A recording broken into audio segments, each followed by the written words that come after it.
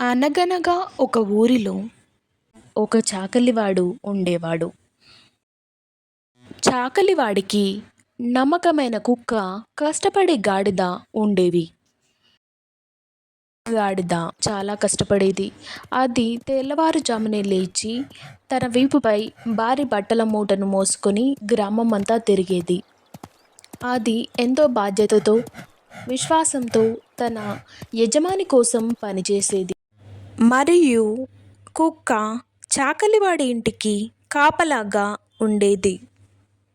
రోజు రాత్రి అందరూ గాఢ నిద్రలో ఉండగా ఒక దొంగ చాకలివాడి ఇంట్లోకి ప్రవేశించాడు. అది చూసి గాడిద ఆశ్చర్యంతో ఇలా అంది. యజమాని ఇంట్లో దొంగపడ్డాడు. నువ్వు చూసి కూడా అలా మురగవేంటి?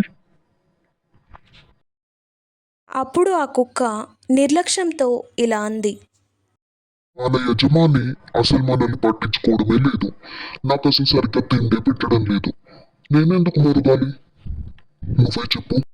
లేదు లేదు, ఇప్పుడు కోపడాల్సిన సమయం కాదు.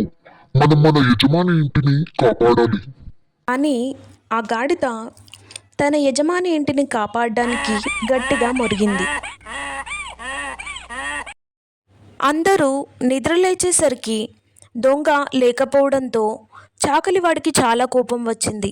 అప్పుడు చాకలివాడు కోపంతో, ఓసే పిచ్చిగాడిద, అనవసరంగా నా నిద్ర చెడగొట్టావు కదే, చావు అంటూ గాడిదను కొట్టాడు.